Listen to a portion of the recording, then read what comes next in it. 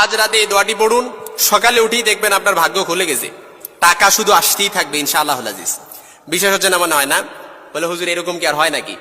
এতদিন এত জীবন ধরে কষ্ট করে আসছি, এখনো কুমিল্লা শহরে একটা বাড়ি রাখতে পারে নাই, আর আপনি একটা আলোচনার মধ্যে বলে দিচ্ছেন যে এরকমটা।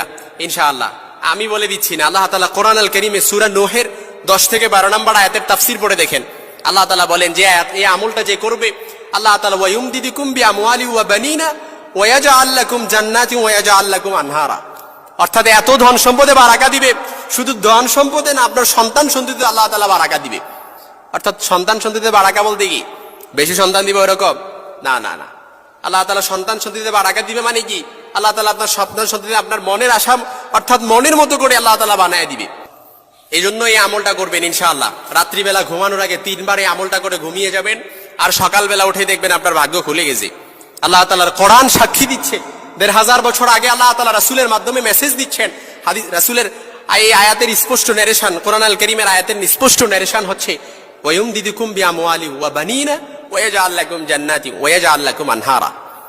এইজন্য আয়াতটা পড়বেন, এই দোয়াটা পড়বেন রাত্রিবেলা পড়ে। এখানে কেউ নাই যে বলবেন যে হুজুর এই দোয়াটা পারি না, এত কঠিন দোয়া কিভাবে শিখবো। এখানে এরকম কেউ নাই, কারণ এই ছোট্ট থেকে এই দোয়াটা পড়ে আসছি।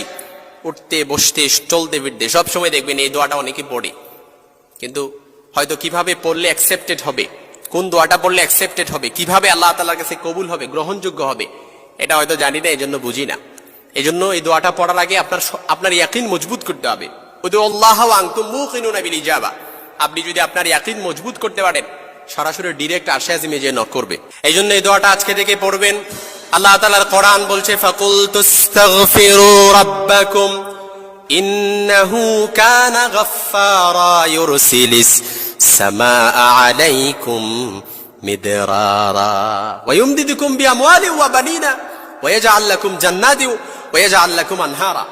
ইস্তেগফার এটা এমন একটা আমল, ইস্তেগফার বান্দাকে সাধারণ বান্দা থেকে আবেদ বানায় দেয়, ছোট্ট বান্দা থেকে বড় বানায় দেয়, আল্লাহর দূরে থেকে কাছে নিয়ে যায়। ইস্তেগফার এটা এমন একটা আমল, যে ব্যক্তি ইস্তেগফার পড়বে উঠতে বসতে চলতে ফিরতে সব সময়, যে ব্যক্তি ইস্তেগফার পড়বে, হাদিসের স্পষ্ট নারেশন হচ্ছে ওয়ারযুকুহু লা ইয়াহতাসিব। আল্লাহ তাআলা তাকে এমন ভাবে রিজিকের ব্যবস্থা করবে সে কল্পনাও করতে পারবে না। ইস্তেগফার পড়েন, ঘুমানোর আগে ইস্তেগফার পড়বেন, সকালে উঠে দেখবেন। আমাদের অনেকের মধ্যে একটা নেচার, একটা স্বভাব আছে, দেখবেন অনেকে দোয়া করে, দোয়া করতে করতে যখন ফল না পায় সে হতাশ হয়ে যায়, আপসেট হয়ে যায়। ইমাম ইবনুল কাইয়িম রাহিমাহুল্লাহ, ইমাম ইবনুল কাইয়িম জাওজি রাহিমাহুল্লাহ বলেন, বান্দা যখন মুনাজাত করে আল্লাহর কাছে, আর আল্লাহ যখন বান্দার দোয়াটা কবুল না করে, এমনও তো হতে পারে আল্লাহ তাআলা বান্দার কণ্ঠ